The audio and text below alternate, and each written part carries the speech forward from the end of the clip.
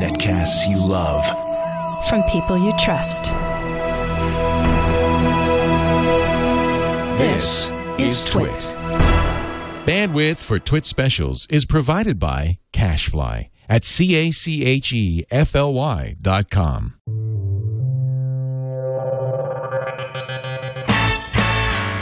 This is TWiT special number 118, recorded April 18th, 2012. NAB Show 2012, Day 3. TWiT Live at the NAB Show is brought to you by Squarespace.com, the fast and easy way to create a high-quality website or blog. For a free trial and 10% off your first purchase on new accounts, visit Squarespace.com and use the offer code NAB4.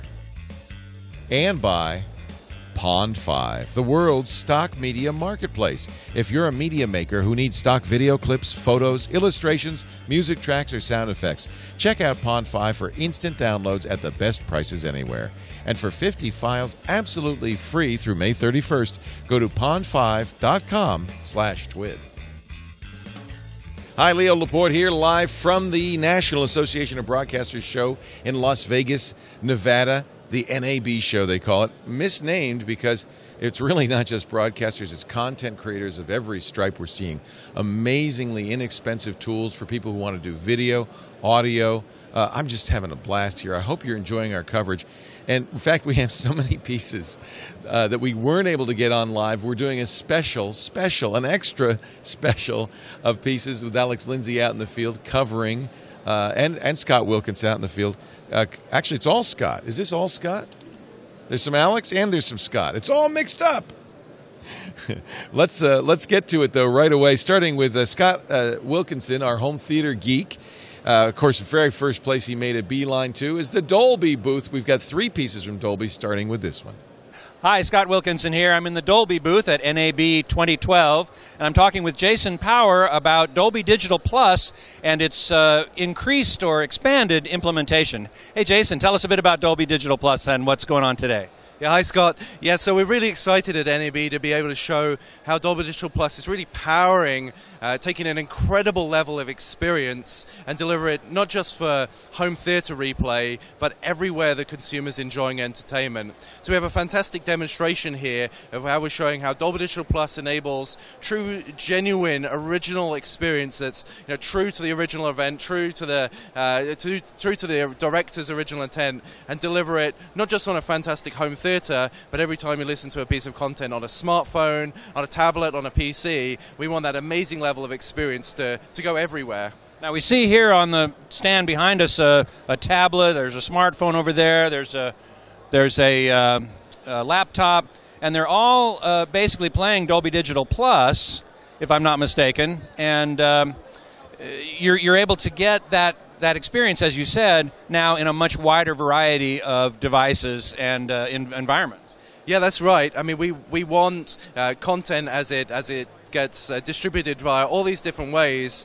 We want it to be reproduced absolutely authentically. So, whether that's through technology built into a smartphone or tablet, whether it's through technology in an app, we can enable it lots of different ways. But the ultimate goal is, no matter how you're listening to that entertainment, to make sure you're always getting the best experience. Now, are you able to simulate surround in headphones or from a pair of speakers, or is that not part of what this is? We can do lots of different things. So if I'm listening on a tablet, then even through the speaker on the tablet, we can make that louder, we can make that clearer, we can make it so you can always hear the dialogue. When you put on a pair of headphones, we can give an amazing simulated surround sound experience. So the sound comes out of that experience in your head and actually is projected out around you, and you feel like you're listening over a big system. It really is really incredible. Fantastic. Thanks so much. Great. Thank you. So we're going to go see some other stuff here in Dolby, but for now, this is Scott Wilkinson at NAB 2012, the Dolby booth.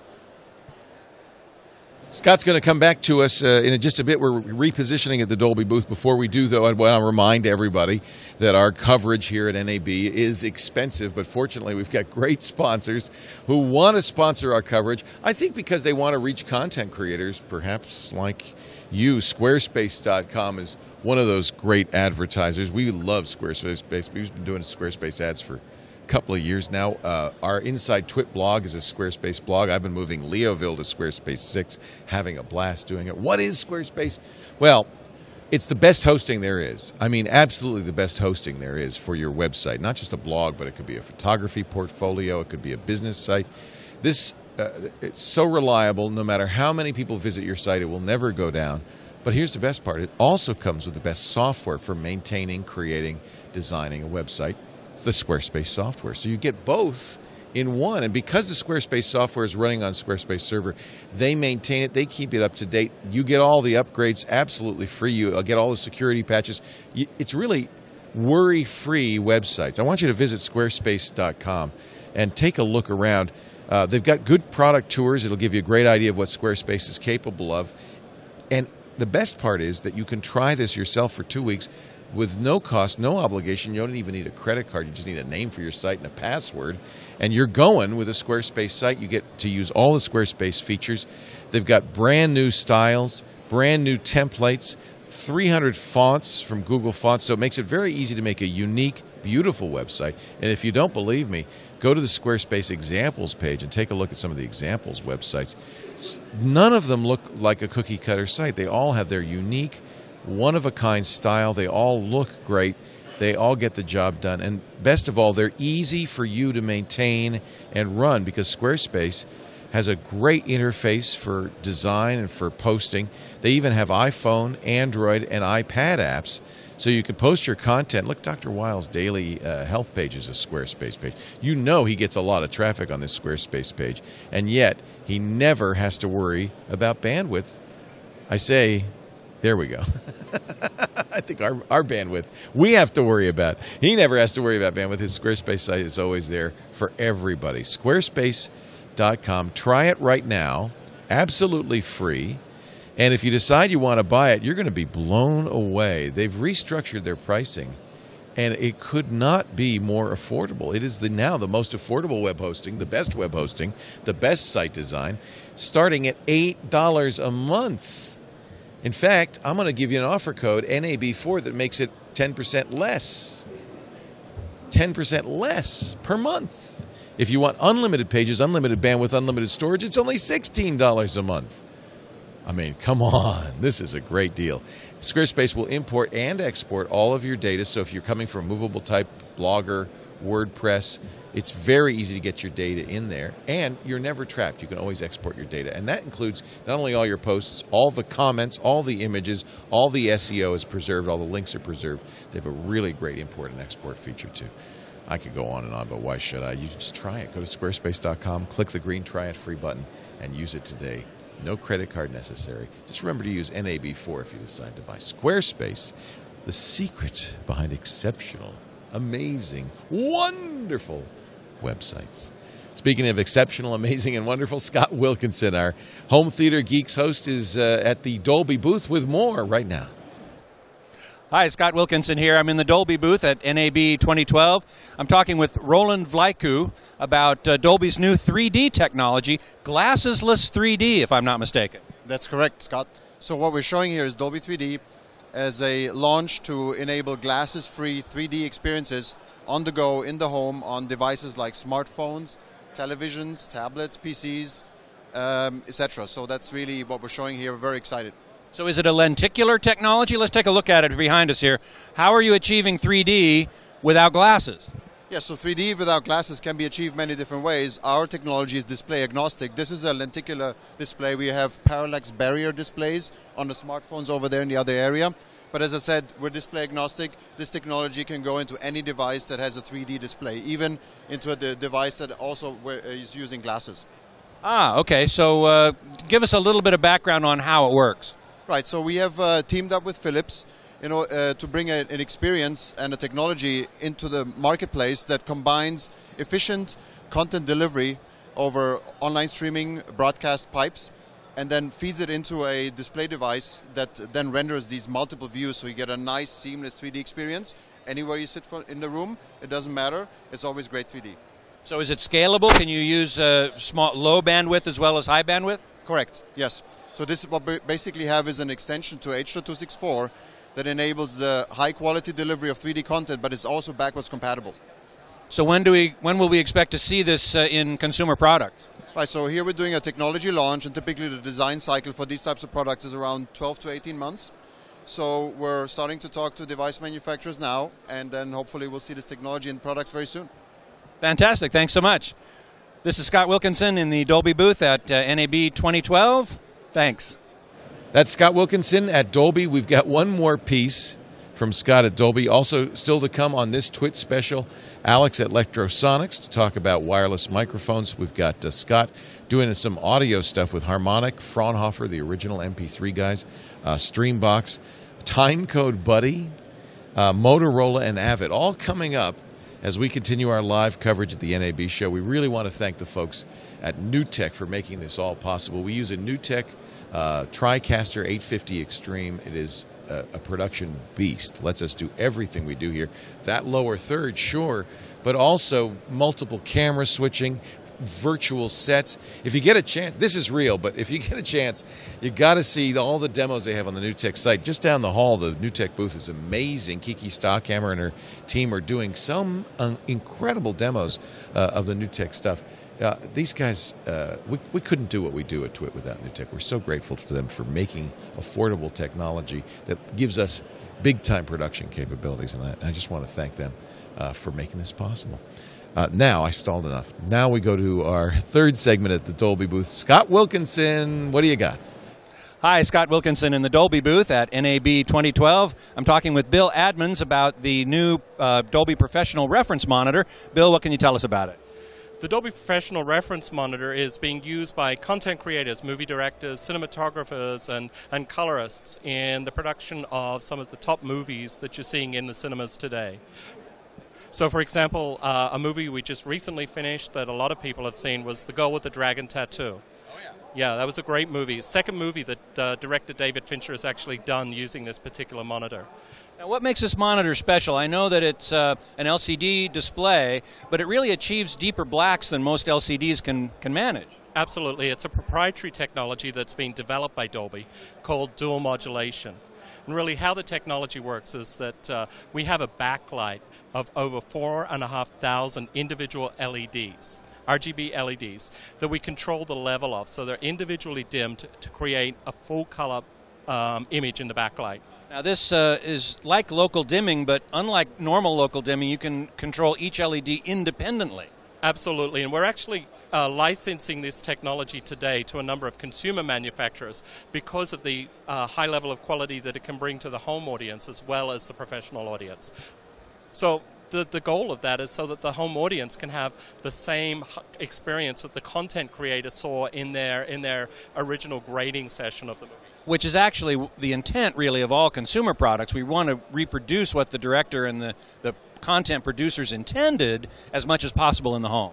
Absolutely. You know, it's about helping content creators deliver their vision of what they're trying to create in the entertainment experience to the audience as they intended. And that's something that Dolby has always done, whether it was from stereo to surround and now in the imaging space. That's a big part of what Dolby is about. We're trying to bring that entertainment experience all around you onto every screen.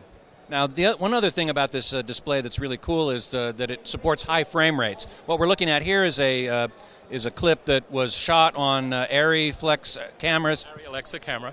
And at 48 frames per second, and it's being displayed here at 48 frames. Absolutely. This is a great innovation.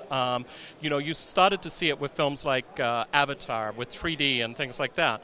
But there were still certain things that were missing and what, you know, the filmmaker was trying to get in terms of reality. And so by doubling the frame rate to 48 frames per second, you could see a lot more reality in the image, a lot more precision. It's more lifelike. And another thing that this display does that no other display does is we also have support for extended dynamic range. So on this monitor, you could see all of the highlights, all of the details in the highlights, and in the low light levels as well. That extended dynamic range just brings such an added experience to the end user.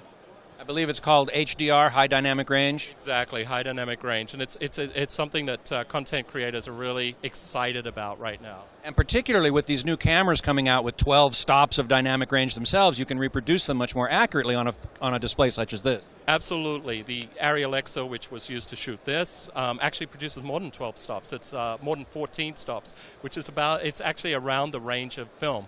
And the Red Epic, another camera that can certainly shoot that very high dynamic range. So when you see it in the home, it's a bright, it's a realistic, vibrant image that everyone can enjoy. Fantastic. Thanks so much for talking with us. Thank you so much.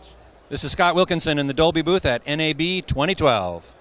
We're going to send Scott over to Harmonic in just a bit, but first let's talk to Alex Lindsay. He's at the Electrosonics booth. Alex?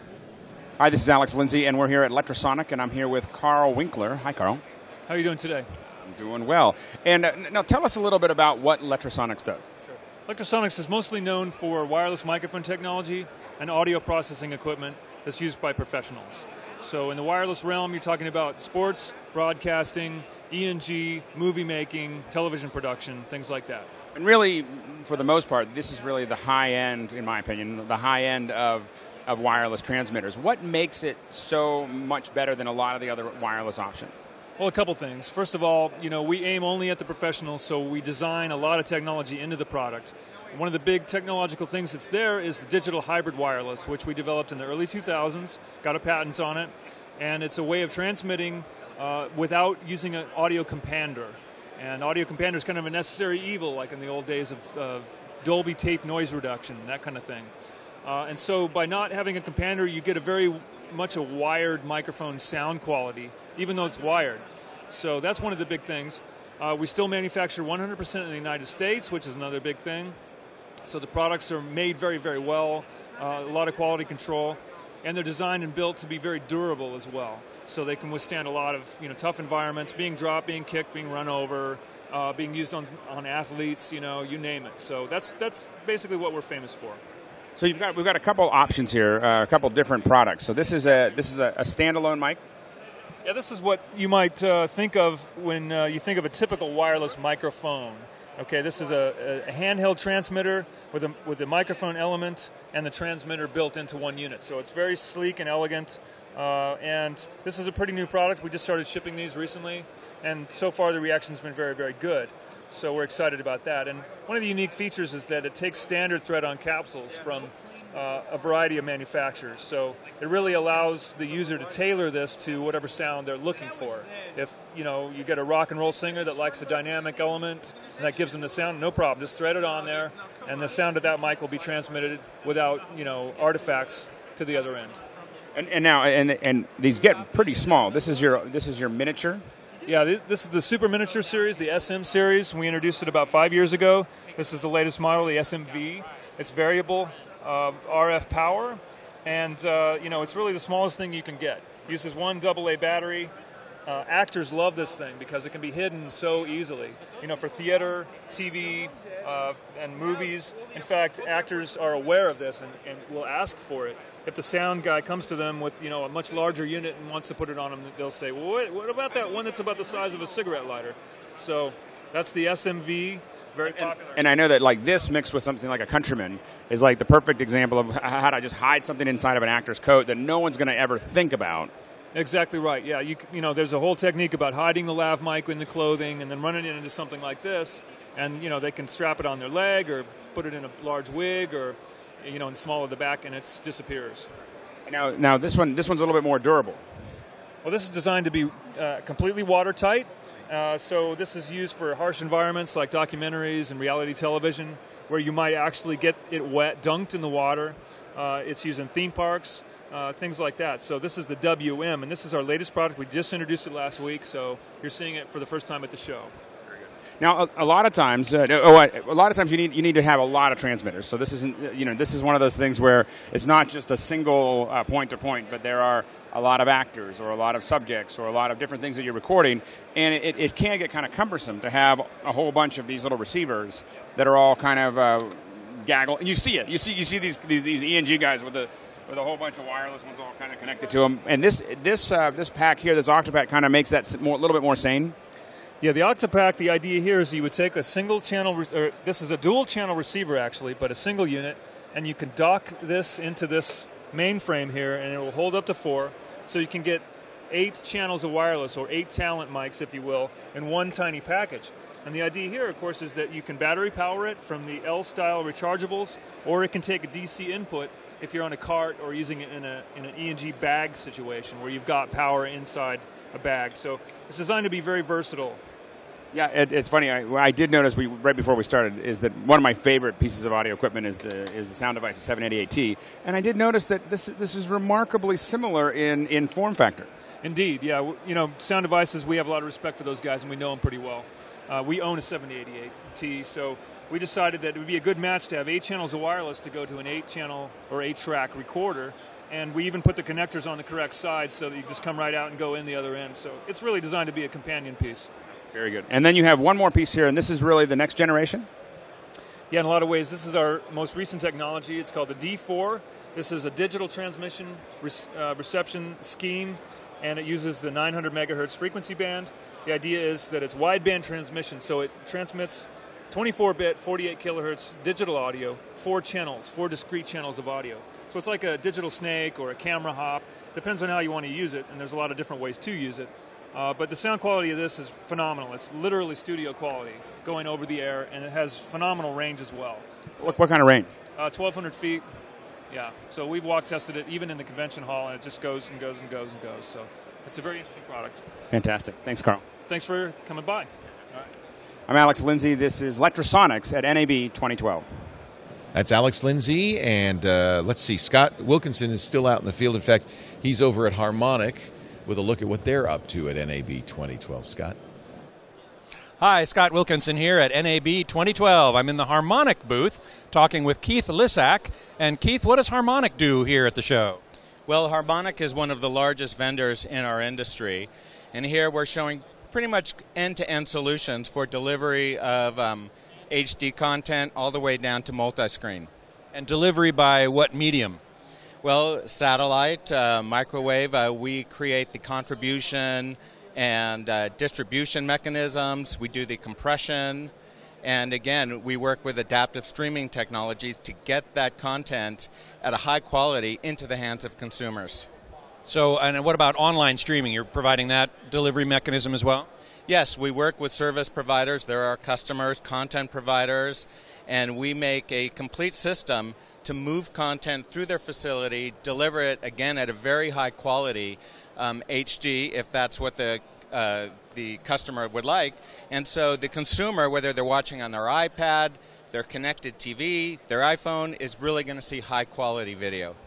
Now, what about the multi-screen experience? Is that something that you guys deal with as well? I keep hearing that this is going to be the wave of the future, not only watching on your TV or your iPad or tablet or smartphone, but somehow combining them into a larger ecosystem. Well, absolutely. Multi-screen is a key initiative for Harmonic. We're a leader in the space. We've got many of the leading companies we work with that deliver content to consumers. We're introducing new technologies here at the show that facilitate that. A lot of customers come from a broadcast perspective, and we have new capabilities for a product like ProStream 1000, which allows them to split the signal, one to broadcast, the other to a multi-screen delivery situation. It makes it easier for a broadcaster to begin to offer that service to their customers. It's a changing world, isn't it? It's a great world. It's a great time to be at Harmonic. Excellent. Thank you so much. This is Scott Wilkinson in the Harmonic booth at NAB 2012. That's the great Scott Wilkinson. He's the editor-in-chief of the Home Theater magazine, hometheater.com. Actually, I just gave him a promotion. He's online editor at hometheater.com. My home theater guy on a regular basis on my Tech Guy radio show. In fact, a programming note, Scott's going to be hosting for me April 28th and 29th. So if you've got home theater questions, there's a big chunk of time that you can watch Scott, listen to him, and ask your questions, too. Saturday, April 28th, Sunday, April 29th, 2 to 5 p.m. Eastern Time. That's 11 a.m. to 2 p.m. Pacific Time on TWiT.tv. We also make the Tech Guy podcasts out of those, so you can watch them after the fact. I hope you're enjoying our coverage of NAB, the National Association of Broadcasters show in Las Vegas, Nevada, the 2012 edition. Coming up, Scott Wilkinson is going to visit the company that invented, believe it or not, the MP3. Let's see what Fraunhofer is up to. Hi, Scott Wilkinson here at NAB 2012. I'm in the Fraunhofer booth talking with Stephanie Franck about some new codec developments being introduced here at the show. Stephanie, we're talking about here, we're standing in front of the a new extended HE AAC codec. Tell us about that. Yeah, right. So this is a new audio codec of the AAC codec family. It was recently standardized within AMPAC, and Fraunhofer contributed to this standardization development, and we show it here for the first time at an American trade show. So what extended high efficiency AAC basically does, it offers improved audio quality, especially at low bit rates for speech and for music signals. So that's quite new because, there have been speech codecs and music codecs so far, and this codec unites both worlds. It bridges the gap between speech codec and music codec, so it offers improved quality for any kind of content. Now, Fraunhofer was involved in the original MP3, as I recall. So you have a lot of experience, the company does, with codecs, coder, decoder software to allow for lower bitrate transmission of audio. Yes, that's right. So we started off with the development of MP3, and then we started developing AAC codec, which is used in iTunes, and we improved this codecs towards lower bit rates. But what's very important for us is that keeping a very high audio quality with keeping at the same time the efficiency very high. So and that's how we developed a whole AAC family codec. So AAC, then there was high efficiency AAC version 2, and this is the newest member of this codec family. Fantastic. Now we also, on the other side of this wall here, we have another interesting development that you've introduced. Let's go take a look at that. Sure, let's go. Why don't you stand over here? We'll just do a crossover. Okay, so now one of the most important things about any kind of audio-video transmission and enjoying of that content is being able to understand the dialogue. And I hear you've got something new that will help us better understand that dialogue. That's true, exactly. So what we are presenting here is a technology which we call dialogue enhancement, and that's what it basically does. So it helps the viewer of a TV broadcast or the listener of a radio broadcast to tune the audio mix of the broadcasted signal according to his or her personal preference. So, for example, he can enhance the volume of the commentator, here with the example of a tennis match, or for better speech and intelligibility, or he can increase the volume of the atmosphere for a better live feeling, so just as he likes it. So this puts some control in the hands of the consumer to determine what balance of dialogue and ambience they want. Yeah, that's right. He could just move, as we show it here, a little slider, either to increase the volume of the commentator or to increase the volume of the stadium atmosphere. And we've tested this technology together with the BBC during the Wimbledon Championship last year. And the listener of BBC 5 Live, I guess was the name of the internet radio station, they could either, with this little slider you see in the back here, increase the volume of the commentator sound by moving it to the right side, or they could increase the stadium atmosphere by moving it to the other side and hear all the sounds from the stadium. Now, is this being broadcast? Will this little slider be broadcast by the TV station and appear there, or how does it deliver to the consumer? Well, it's basically two players here. That's the broadcaster. On the one hand, he has to broadcast the signal, including this additional information. It's like metadata information that he broadcasts. And on the other hand, it's the device manufacturer who has to offer some kind of control to the consumer electronic device. Right.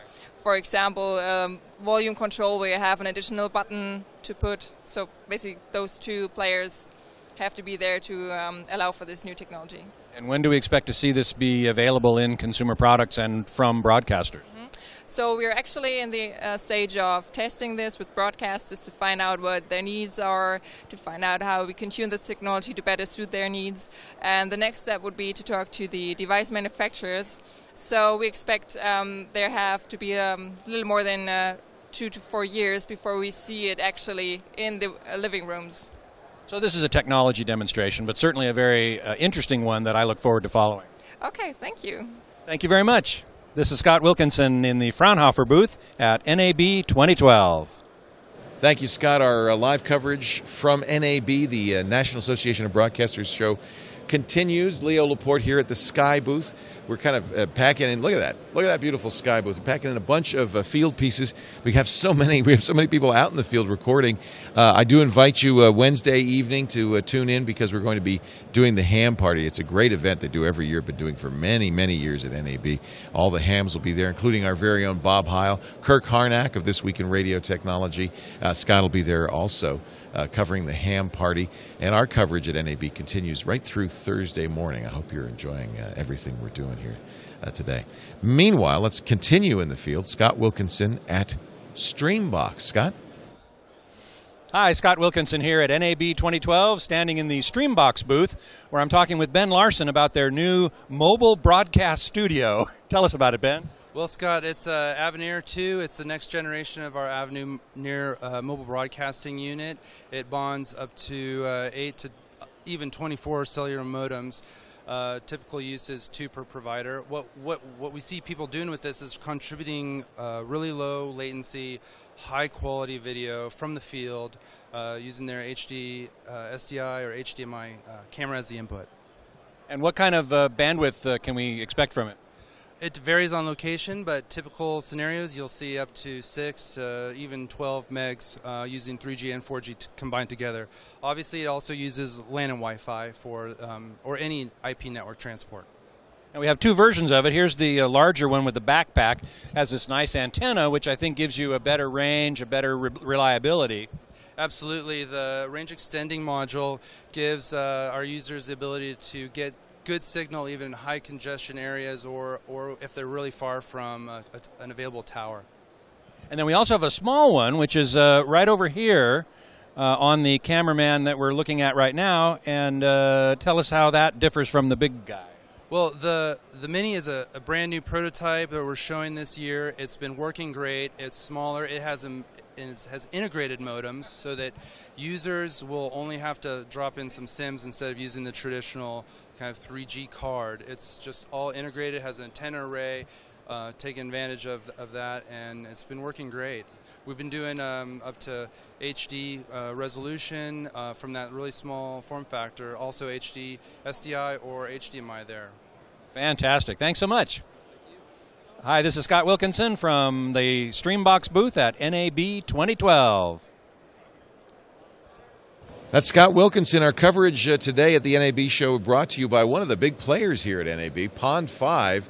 If you're at NAB Monday, Tuesday, and Wednesday, 3 to 6 p.m., Pond 5's having a beer garden there for content creators. That's why Pond 5 does this. They are reaching out to content creators because they are becoming the #1 marketplace for high-quality media online, royalty-free media for you, for your PowerPoint presentations, for your videos. Even your home videos are just that much better with royalty-free music, video clips, photos, and other images from Pond 5. I want you to visit pond5.com and take a look at all the great stuff they've got. 1 million video clips, 7.6 million photos, 680,000 illustrations, 76,000 music tracks, 800 new ones this week, 243,000 sound effects, 700 new ones this week, 1,799 After Effects projects, and more. And there's always a free stock footage clip every week.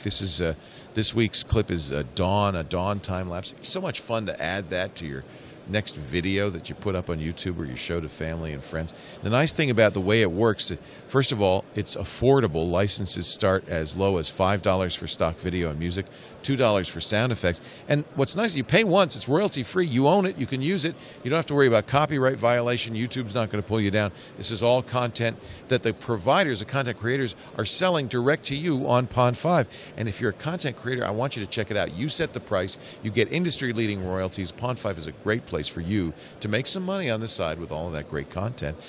Don't forget, we've got a very special offer. You see it at the bottom of the screen.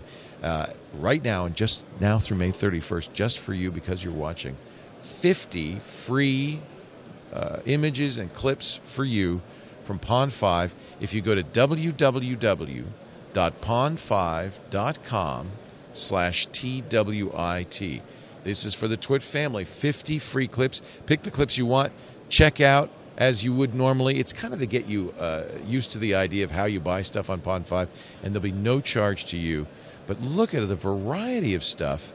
I've got to get a lot of this. I can use it in my speeches. This is just great stuff. Look at this, the blue orb. That's a transparent image which you could use in a keynote or a PowerPoint presentation. The growing global network. I'm putting that in a speech. I don't care. I don't care if I have it doesn't. I'm just putting it in there. That'll blow them away.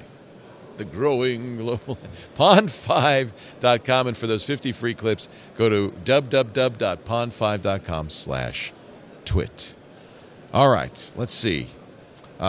Did we do Alex Lindsay and time code, buddy? I think that's what's next. I'm losing track. Alex is out in the field. What do you got for us? Hi, this is Alex Lindsay, and I'm at Time Code Buddy with Richard Meredith. And there's a very interesting kind of process that we're looking at here between wireless time code and iPads. Explain how this all works. Okay, basically we've got two products here. We've got a very simple setup. We've got a documentary camera sound setup. We can wirelessly send time code from camera to our sound recorder. Now, this is not a unique concept. This has been done before, but the beauty of our products there's 14 available frequencies within the 900 meg band. Systems in the past have only been available on one frequency, so if you had a problem with that frequency, you had nowhere else to go. For our viewers who are wondering, like, why do I need time code? They're with their cameras. The reason that time code is so important is when you have a lot of sources and you want to bring them into an edit bay, you want them all to kind of line up in time, right? Absolutely. You don't even need a lot of sources. Just a single camera sound needs some way to synchronize with each other. So even in a one camera, one sound scenario, you still need time code in video program making and especially like 5D users and so on and so forth. You're doing dual sound, and what that means, of course, is that you're recording your sound completely separately, and that's what we've been doing for years. And so it's just kind of like natural to not record on the camera. Absolutely. So the problem is with a lot of the modern cameras, and particularly the smaller cameras that people are using, there's no way to get a time code input into those cameras. So we've solved that problem by broadcasting time code over Wi-Fi. And that gives us visual time code onto any iOS device. So anyone who's got an Apple iPhone or iPad in their pocket or in their bag can get access to that time code visually to slate a camera that doesn't support time code. So that's pretty impressive. So these are simply syncing with this device here, and then they're actually then able to pull the time code that's being generated theoretically from a time code generator on set. Absolutely, that time code generator could be a camera or it could be a sound recorder that supports time code. They all come into this master unit, and the master unit then rebroadcasts over Wi-Fi time code to any iOS device. And it's not just with your application. So you have an application here, but this is Movie Slate. This is actually the one that we use pretty frequently, and I guess we have a couple of options here. This is what we use a lot on set, and this will actually, or soon, will be able to sync up with your devices. Absolutely. Our own free-to-download app gives us very simple slate functionality and remote control functionality. So all the menus within here you can control from your iPad, which is very easy to see visually on the screen. But with Movie Slate, that accesses all sorts of logging capabilities. You can use a shot log history. So it opens it up much more to be usable for people who are not just recording sound but need to log shots and script supervisors and so forth. Fantastic. Thanks, Richard. Great. Nice to see you. Good to see you, too. And this is Time Code Buddy at NAB 2012. Alex Lindsay and Time Code Buddy.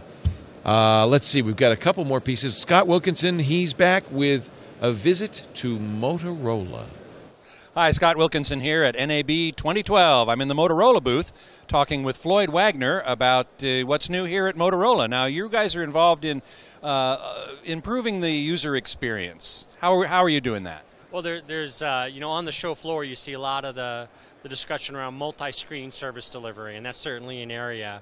But that does start back in the network environment. So what we're doing is we've done a tremendous amount of innovation around the encoding, transcoding, as well as adaptive bit rate capabilities that allow many different device types, whether it's a smartphone, tablet device, a regular TV, or a PC, have a quality viewing experience regardless. And so what does that mean? That means there's a lot of communication back and forth between these devices and our technology in the back end that says, for example, on a smartphone, we don't arbitrarily just send 368 kilobits of bandwidth. We'll actually talk to that smartphone and say, based on the bandwidth in the network right now, and based on that this is a talking head type of viewing experience, you only really need 128 kilobits. So what we're doing is not only making sure that they're receiving the highest quality, but helping our partners in the wireless world and who are dealing with congestion and all sorts of offloading issues manage their networks better with regard to bandwidth. But then when it comes down to the home, it's also very important. We're doing a lot of, we have a lot of new technology. For example, there's a technology, it's called perceptual video processing, and this is unique to Motorola. And basically it's understanding the physiology of the human eye. And the physiology of the human eye and the traits of that, really, and understanding that, and then combining that with the way you encode video, can help you, by the way, optimize the video experience and still by lowering the bit rates, you save bandwidth overall. But the other thing that you're doing is you're really playing off the physiology of the eye to ensure that there's no degradation in user experience. As a matter of fact, it's probably superior because what it's doing is focusing on, as I look at you or talk to you, I'm looking at your eyes. I'm not looking at your neck. I'm looking at your ears. I'm not looking at the back of your hair, right, or anything like that at the side of your head. And so what it does is it extrapolates information based on what people look at, and then it sharpens those areas of the image versus something like your shoulder pad over here as the video is processed and delivered in. So it sounds like it's improving what we generally call perceptual coding. I mean, generally lossy coding takes perception into account, but it sounds like you're taking that one step further. We've taken that one step further. Certainly this is a science that's been around for some time, and one of our fellow engineers here is basically has taken that as a PhD in the science of the biology of the eye, and a PhD in biology focused on the anatomy of the eye, in his understanding of perceptual video processing, as it's been around for 50 years. And he's taken that, and put the next rung on the ladder on that technology to optimize, again, what perceptual video processing is all about. Will we see that in Motorola set-top boxes anytime soon? Oh, it's already in the encoding technology. So we're already producing the perceptual, incorporating the perceptual video processing capability in our encoders. And what does that do? It does a couple things, right? It can give you the same video quality at lower bit rates because I'm focusing, again, using the anatomy and the physiology of the eye tied into the encoders to create unique algorithms that allow that condensing to occur. Or I can use that bandwidth to increase the video flow through for a higher quality video. So there's a couple of things, a bandwidth savings opportunity or a higher quality video opportunity. It's really... If you have the bandwidth to accommodate it. If you have the bandwidth to accommodate it, that's right. Thank you so much for talking with us. Appreciate it. Thank you. This is Scott Wilkinson at the Motorola booth at NAB 2012. Is that okay? Hope you're enjoying our live coverage of the NAB Show 2012. We're having so much fun. And I'll tell you, one of the vendors that has helped us quite a bit make this possible is the folks at LiveView. When you're watching our live streaming content, we're streaming it to you from a live view all the way to the Brick House Studios. It looks fantastic. And when we go out in the field, we use the LiveView backpack that gives us the capability of doing this completely wirelessly with 6 3G cards and 4G cards. Just unbelievable stuff. If you want to find out more, LiveView, LIVEU.TV. very affordable. A lot of TV networks and stations are using LiveView, and we just love it. We use it all the time. We are very happy with our LiveView units. They make things like this coverage from NAB possible. We couldn't do it without them. So thank you, LiveView. Meanwhile, time to head back into the field. One last piece from Scott Wilkinson. This is a company that has been around for a long time. They're the premier video editing company in television and film. I have to say, for a while, Apple was starting to eat their lunch with Final Cut, but the pros are back. Avid is hot. Scott Wilkinson at the Avid booth. Hi, Scott Wilkinson here in the Avid booth at NAB 2012. I'm talking with Robert Miller about some of the new developments at Avid. Hi, Robert. Great. Tell us what we know. Great, Scott. So over here we're showing actually Pro Tools HDX system, and we have our Icon D-Command ES. And what's really interesting about this is we're running our HDX2, 2 cards. This is our next generation hardware platform. We're running it off of a laptop on a Magma chassis, which is a Thunderbolt chassis that has 3 PCIe slots in there. So I have 2 HDX cards in there, as well as a Blackmagic card that is enabling me to play high-definition picture and a very large session. This session here happens to be the same session that we're playing on the stage, the main stage here, and it's a CBS series point of interest. They actually use 6 HD systems, our older TDM-based systems, to synchronize all on the dub stage. We've taken all of the media from that and put it into one HDX system here with 2 cards, and we take a look, we can see that we have over 369 voices here running, over 250 tracks, all mixing in 5.1, all off of a system on a laptop. That's most incredible. And you said you could even double this with another card to 512 tracks? Well, actually, we have the full capability of an HDX2 is 512 tracks. Oh, so you're only half. You're only half full here. We're only half full, and we could actually add a third card to go up to 768 tracks. Wow. So that's what's supported right now. The other thing that's really interesting here at the first time at NAB, we're running off of the Avid ISIS storage system. So this is a new feature in Pro Tools 10 that allows us to work off of any network-attached storage. And the ISIS is a very, very robust environment. There's over 1,000 systems, out there. Video people have been using this for a long time, but now we have Pro Tools. With Pro Tools 10, we have support for that because we're using a feature in Pro Tools called Disk Cache. And what this does is, if we take a look at this, it allows us to, allocate up to all of the amount of RAM in our system to be used as a disk cache. So once we open up this system, what happens is it starts loading all of the data, all of the media into our disk cache, and now no matter where we go, instantaneously we can go into play and know that we have high-level performance. It's sort of like RAM disk used to be. That's exactly right, like a RAM disk. So it now enables us to do very, very large track counts, and also we're not really hitting our storage system right now. The main hit is when we actually start loading this up, and it's going to load it up very quickly. Right. So this is a game changer with Pro Tools 10 and being able to play off of Avid storage. Well, certainly Pro Tools has been a staple in the audio world for a long time. I mean, I've seen it in my 20 years of being a journalist, and now we're just seeing the evolution to the next level. That's right. Pro Tools 10 is a game changer.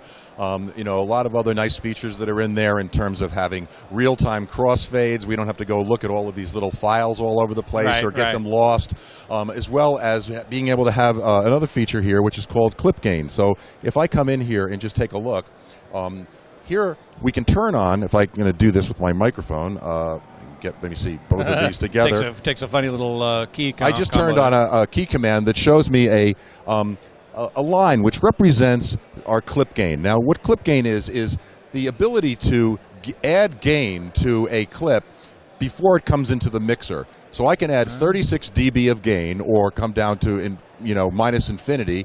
And what this means is I can kind of level out all of my dialogue tracks if they're recorded and someone's not on the mic.